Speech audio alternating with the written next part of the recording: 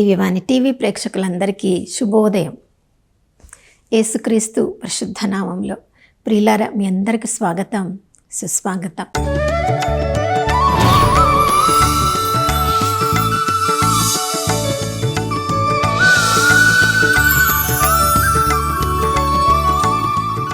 నిన్నటి దినమంతా ఎంతో ఉన్నత స్థితిలో మనల్ని నిలబెట్టిన ఆ దేవాతి దేవునికి పూర్ణ హృదయంతో, పూర్ణ ఆత్మతో, పూర్ణ శక్తితో వందనాలు తెలియచేద్దాం. నమ్మదగిన దేవుడు, విశ్వసనీయుడు.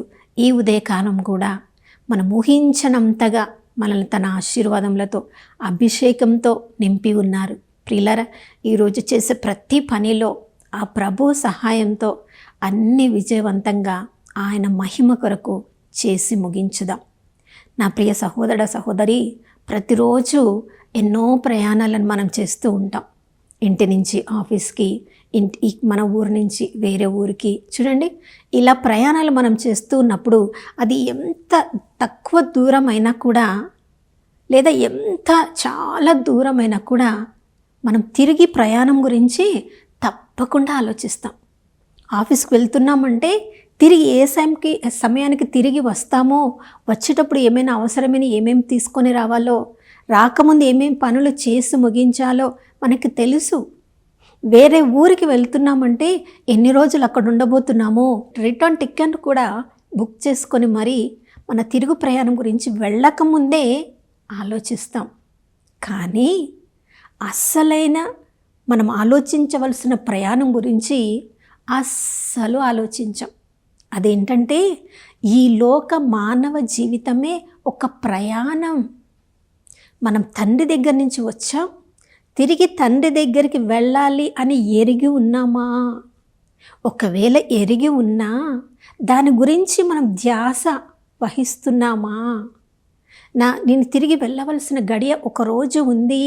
చూడండి, యేసు ప్రభుకైతే ఆ గడియ కూడా తెలుసు. యోహాను సువార్త 13వ అధ్యాయము 1వ వచనంలో 3వ వచనంలో మనం చదువుతున్నాం. తను తండ్రి దగ్గరికి వెళ్ళవలసిన గడియ ఆసన్నమైనదని ప్రభువుకు తెలిసింది. ఎందుకంటే ఆయన 100% దేవుడు, 100% మనిషి. 3వ వచనంలో కూడా మనం చదువుతున్నాం, దేవుడు ఈ లోకంలో అన్నిటిని కూడా యేసు ప్రభుకి అప్పగించారు. అయినప్పటికీ ప్రభు దృష్టి ఈ లోకం మీద ఉందా? లేదు ప్రియులారా, నేను తండ్రి దగ్గర నుంచి వచ్చాను, తిరిగి తండ్రి దగ్గరికి వెళ్ళాలి అని ఎరిగి ఉండెను కనుక ఏ సమయంలో ఏమి చేయాలి, ఎప్పుడు చేయాలి, ఎలా చేయాలి, ఈ మధ్యలో చేయవలసినవన్నీ కూడా తండ్రి చిత్తంలో చేయాలని మాత్రమే యేసు ప్రభువు దాని మీద దృష్టిని పెట్టారు. ఈ లోకంలో దేని మీద కూడా దృష్టిని పెట్టలేదు. ప్రియులారా, యేసు ప్రభు మరణించకుండా ఆ కాలం నుంచి ఈ కాలం వరకు ఆయన సజీవుడిగా ఈ లోకంలోనే ఉండి ఉన్నట్లయితే ఎంతోమందికి ఇంకా అనారోగ్యంతో ఉన్న వాళ్ళకి స్వస్థత చేసేవారేమో, ఇంకా ఎంతోమంది విడుదల కలిగించే వాళ్ళేమో, ఇంకా ఎంతోమందిని తన శిష్యులనుగా చేసుకునే వాళ్ళేమో. కానీ దాని మీద ప్రభు దృష్టిని పెట్టకుండా నేను తండ్రి దగ్గరికి వెళ్ళవలసిన గడియ సమీపించినది. ప్రియులారా, యేసు ప్రభుకైతే ఆ గడియ తెలుసు. మనకైతే మన జీవితపు ఈ లోకపు అంతము గడియ మనకి తెలియదు. సరే, ఆ గడియ తెలిస్తే మన యొక్క సమయాన్ని చక్కగా ప్రణాళిక వేసుకొని ఇప్పుడు కొంచెం లేట్ అయినా ఆ గడియ దగ్గరకు వస్తూ ఉన్నప్పుడు దాని గురించి చేయవలసిన పనులు గబగబా మనం చేయవచ్చు. కానీ మనకి గడియ మనది ఏ రోజు చివరి రోజో మనకు తెలియదు కదా.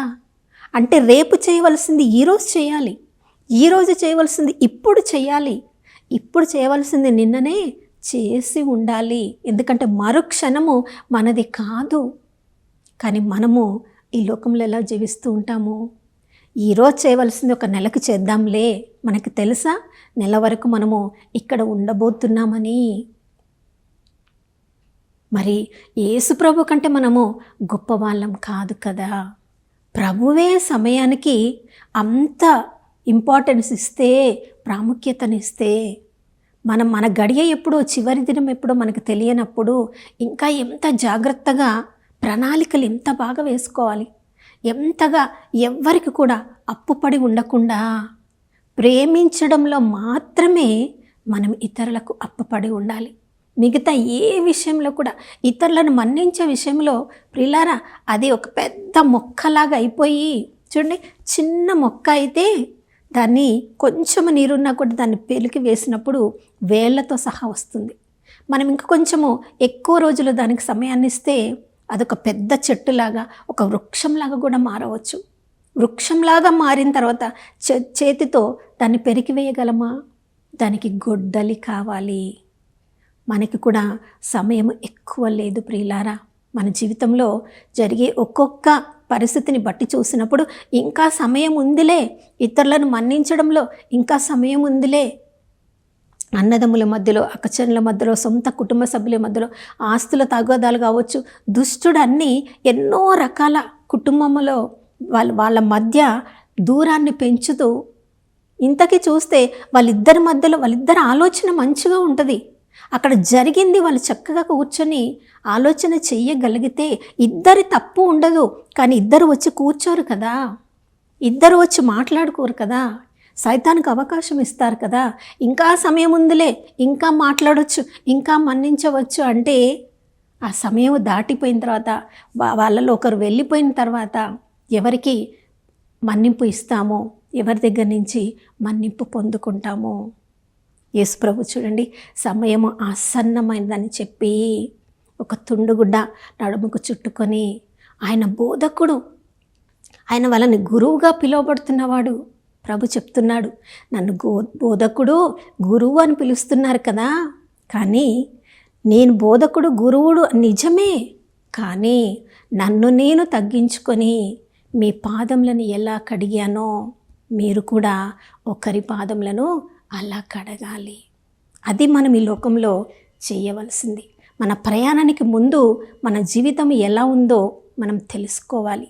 ప్రియులారా, మన్నించలేకుండా, ఇతరులతో సఖ్యత పడకుండా ఈ లోకంలో మనం జీవిస్తూ మనందరితోటే ఇర్మియా ప్రవక్త ద్వారా ప్రభు చెప్తున్నాడు, నేను మీతో ఉండాలని, ఒక తండ్రిలాగా మీరు నా వెంటనే తండ్రి తండ్రి అని పిలవాలని నేను ఎంతగా ఆశపడ్డానో.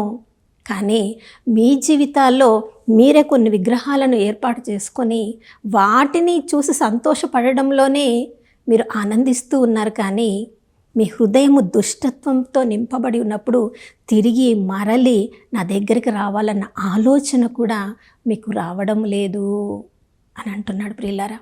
అందుకని యోవేలు ప్రవక్త ద్వారా మరలా చెప్తున్నాడు, గోనెపట్ట ధరించి ఉపవాసము చేసి ప్రార్థనలో పిల్లలు, పెద్దవాళ్ళు, యువకులు, వృద్ధులు, చంటి బిడ్డలు కూడా ఉపవాస ప్రార్థనలో పాల్గొని అందరూ కూడా తమ హృదయాలను పరీక్ష చేసుకోవాలి.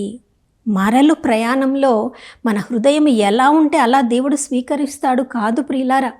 ఈ లోకంలో నరుడు ఎన్నో పథకాలను వేసుకోవచ్చు, కానీ ఆ కార్యాల్లో విజయము ఇవ్వవలసింది మాత్రం దేవుడే. మన ఇష్టము వచ్చినట్లు జీవించి మనకు నిత్యత్వంలో దేవుడు మనకు స్థానం ఇవ్వాలంటే అది ఇవ్వగలిగిన అలాంటి జీవితాన్ని ఈ లోకంలో మనం జీవిస్తేనే మనము తిరుగు ప్రయాణం అయినప్పుడు దేవుడు ఆ కృపను మనకు అనుగ్రహిస్తాడు. మనం ఎంతగా తిరుగు ప్రయాణానికి మనం సిద్ధపడకపోతే ఈ లోక ఆశలకు, ఈ లోక కోరికలకు మనల్ని మనం అర్పించుకొని అదే జీవితం మనం జీవిస్తూ ఉంటే మన జీవితము ఇంకా పొడిగింపబడుతుంది. మనము గమ్యానికి చేరుకోగలమో లేదో, మన వ్యక్తిగత కార్యాలను బట్టి, క్రియలను బట్టి మనం పొందవలసిన విజయాన్ని మనమే దూరం చేసుకుంటాం. చూడండి, ద్వితీయోపదేశకాండము 1వ అధ్యాయం 2వ వచనం నుంచి మనం చదివినప్పుడు, హోరేబు కొండ నుండి కాదేష్ బార్నియాకి ఇశ్రాయేలీలు చేయవలసిన ప్రయాణం కేవలము 11 రోజులు. కానీ వాళ్ళు ఎంతకాలం ప్రయాణం చేశారు? 40 సంవత్సరంలో 11 నెలల ఇంకా కొన్ని రోజులు. 11 రోజుల్లో చేయవలసిన ప్రయాణం 40 సంవత్సరములు వాళ్ళు ప్రయాణం చేశారంటే ప్రియులారా, వాళ్ళు ఎంత అవిధేయత చూపించారు మనం చదువుతున్నాం. ఎంత గొనిగారు మోషే నాయకుడి మీద, ఎంత కఠిన స్వభావం కలిగి ఉన్నారు, ఎంత తిరుగుబాటు స్వభావాన్ని కలిగి ఉన్నారు.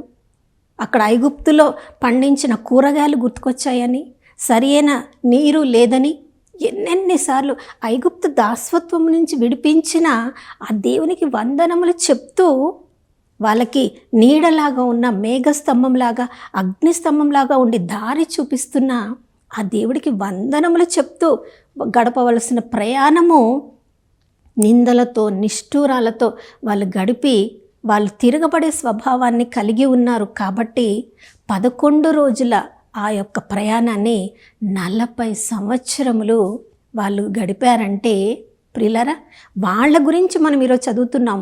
మన జీవిత ప్రయాణం గురించి మనం చదువుకుంటే మనం గమనిస్తే ఎలా ఉంటుందో. ప్రభు 8వ అధ్యాయంలో ద్వితీయోపదేశకాండంలో ఎందుకు 40 సంవత్సరంలో వాళ్ళు ప్రయాణం చేయవలసింది వచ్చిందంటే ప్రభు వాళ్ళని గమనిస్తూ ఉన్నారంట. దేవుడిచ్చిన ఆజ్ఞలను వాళ్ళు పాటిస్తున్నారా, దేవుడి దగ్గరికి తిరిగి రావాలని వాళ్ళు ఆశ కలిగి ఉన్నారా, దేవుని సేవకునకు వాళ్ళు విధేయిస్తున్నారా? ఈ 40 సంవత్సరంలో దేవుడు వాళ్ళని గమనిస్తూ ఉన్నారు. తిరుగు ప్రయాణంలో అయితే ఉన్నారు. నిజంగా వారిలో ఎంతమంది కనాను దేశానికి, పాలు తేనెలు జాలువారు దేశానికి చేరుకోగలిగారు? ఆ తరము వారిలో కేవలము ఇద్దరు. మోషే నాయకుడు కూడా కనాను దేశాన్ని చేరలేకపోయాడు. ప్రజలు నీటి కొరకు దప్పికగొని ఉన్నప్పుడు, వాళ్ళు నీటి కొరకు మోషేను నిందిస్తూ ఉన్నప్పుడు దేవుడి దగ్గర ప్రాధేయపడినప్పుడు ప్రభు ఏం చెప్పారు? ఆ కొండ దగ్గరికి వెళ్ళి కొండను శాసించు అన్నారు. కానీ మోషే చేసింది ఏమిటి? ప్రజలందరూ చూస్తుండగా కొండను దేవుడు చెప్పినట్లుగా శాసించకుండా దేవుడు తనకిచ్చిన కర్రతో 2 సార్లు మోదినప్పుడు చూడండి, దేవుడు మంచివాడు కాబట్టి అంతమంది ప్రజల ముందు నాయకుడైన మోషేను అవమానపరచడానికి ఇష్టం లేదు కనుక దేవుడు చెప్పిన మాటకు శాసించమంటే ఆ బండ మీద కొట్టినప్పటికీ వాళ్ళందరి ముందు ఆయనను నాయకుడిగానే ఉంచాలని ఆ రాతి నుంచి నీళ్లు ఇవ్వగలిగారు. ప్రియులారా చూడండి, అంతగా నాయకుడిగా దేవుడు ఎన్నుకోబడిన వాడు కూడా తన ప్రయాణాన్ని గమనించకపోతే తిరుగు ప్రయాణంలో చివరికి గమ్యాన్ని చేరుకోకుండా మధ్యలోనే తండ్రి దగ్గరికి వెళ్ళిపోయాడు.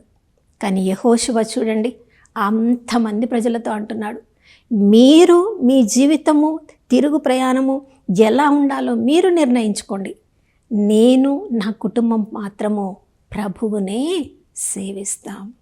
ఈరోజు ప్రియులారా, యెహోషువలాగా మనం కూడా చెప్పగలమా? మనం కూడా తిరుగు ప్రయాణంలో ఉన్నాం. మనం జన్మించిన ఆ క్షణము నుండే దేవుని దగ్గర నుంచి ఈ లోకంలోనికి వచ్చాం. అదొక ప్రయాణం. ఇక్కడ నుంచి తిరిగి దేవుని దగ్గరకు వెళ్ళడం మన తిరుగు ప్రయాణం. మన జీవితంలో, మానవ జీవితంలో ప్రతి క్షణము కూడా తిరుగు ప్రయాణంలో ఉన్నామనే ధ్యానంతో మనం ఉండగలిగితే ఏ సమయంలో అందరితో కలిసిమెలిసి ఎలా జీవించాలి, అందరితో ప్రేమగా ఎలా జీవించాలి, అందరినీ అర్థం చేసుకొని ఎలా జీవించాలని తండ్రి చిత్తాన్ని ప్రతి క్షణము యేసుప్రభు చేస్తూ ఈ లోకంలో జీవించినట్లుగా మనము కూడా చేయగలము. అందుకనే ప్రతిరోజు కూడా ఉదయమే లేచి మన యొక్క తిరుగు ప్రయాణంలో ఎంతవరకు మనల్ని మనం సిద్ధం చేసుకున్నాం, ఒకవేళ సిద్ధం చేసుకోలేకపోతే ఈ ఉదయకాలంలో నా ప్రియ సహోదర సహోదరి, నీ వయస్సు ఎంత అయిందో ఒక్కసారి గుర్తు చేసుకొని ఈరోజే ప్రభు మనల్ని తిరిగి తన సన్నిధికి ఆహ్వానిస్తే సంతోషంగా నిత్యత్వంలో మనకి దేవుడు ఆహ్వానం పలకబోతున్నాడా?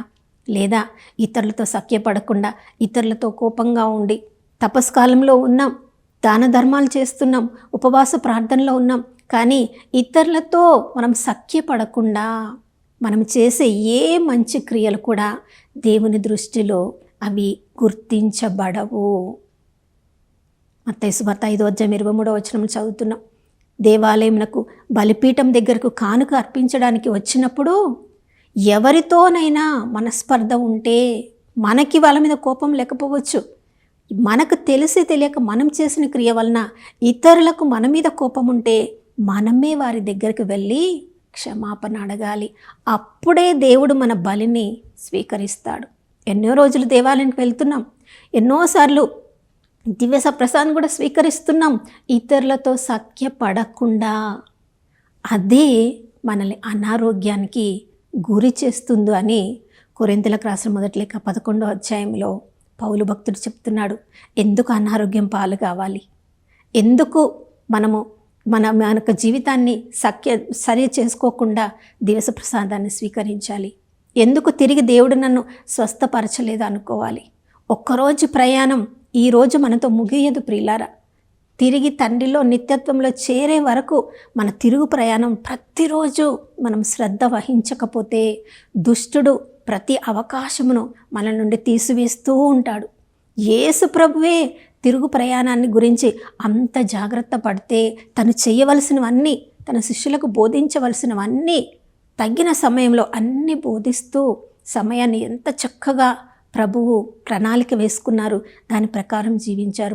మన జీవితంలో కూడా అలాంటి కృపను అనుగ్రహించమని ప్రార్థించుకుందాం. నాతో కలిసి ప్రార్థించండి. పరిశుద్ధుడైన దేవానికి స్తోత్రములు తండ్రి. ప్రభా, ఈ లోకంలో మీ నుండి మేము వచ్చాము, తిరిగి మీ దగ్గరకు రావాలని ప్రభా మీరు మమ్మల్ని కోరుకుంటూ ఉన్నారు. ఈ లోకం శాశ్వతమైనది కాదు అని ప్రతిరోజు అయ్యా మేము గుర్తు చేసుకుంటూనే ఉన్నాం. కానీ ఈ లోక ప్రయాణం తర్వాత, మా తిరుగు ప్రయాణం ముగిసిన తర్వాత నిత్యత్వంలో ఎక్కడ మా ఆత్మను మేము అప్పగించబోతున్నామో దాని గురించి శ్రద్ధ వహించడానికి మా కృపను అనుగ్రహించండి. యేసయ్య తన తిరుగు ప్రయాణం తండ్రి దగ్గరికి వెళ్ళాలని ఎరిగి ఉన్నాడు కనుక ప్రభా అన్ని సమయాల్లో చక్కగా తను చేయవలసిన క్రియలన్నిటినీ చేసి తన శిష్యులకి అన్నీ కూడా బోధించి తనను తాను సిలువ మరణానికి అప్పగించుకొని పరిశుద్ధాత్మ శక్తి ద్వారా పునరుత్థానుడై తండ్రి కుడి ప్రక్కన కూర్చొని అదే మార్గంలో మేము కూడా నడవాలని, ప్రతిరోజు మమ్మల్ని మేము త్యజించుకొని అందరిని ప్రేమించి మమ్మల్ని తగ్గించుకొని మా సిలువని ఎత్తుకొని ప్రభా మిమ్మల్ని అనుసరించాలని, నిత్యత్వంలో మీరు తండ్రిలో ఐక్యమైనట్లు మేము కూడా తండ్రిలో ఐక్యం కావాలని అయ్యా మీరు మాకు మీ మార్గాన్ని చూపించారు తండ్రి. మీకు స్తోత్రం అయ్యా. మరొకసారి మా జీవితాలను నూతనీకరించండి. మమ్మల్ని మేము త్యజించుకొని సత్యమైన మార్గంని అనుసరించడానికి మా మంచి మనస్సులకు అయ్యా నూతన అభిషేకాన్ని అనుగ్రహించి ఈరోజు మా జీవితాలను సరి చేసుకోవడానికి కృపను అనుగ్రహించమని యేసయ్య పరిశుద్ధ నామములో అడిగి వేడుకొనుచున్నాము తండ్రి, ఆమేన్. ప్రియులారా, యేసు ప్రభు తన తిరుగు ప్రయాణం ఎరిగి ఉన్నట్లుగా మరి మనం ఎరిగి ఉన్నామా? లేనిచో ఈ రోజు నుంచి ఆరంభించుదాం ఆలోచించడానికి. మరొక నూతన శుభోదయంలో మనం అందరం కలుసుకునే వరకు దివ్యవాణి టీవీని వీక్షిస్తూ ఉందాం. ఇమ్మానుయేలు, దేవుడు మనతో ఉన్నారు.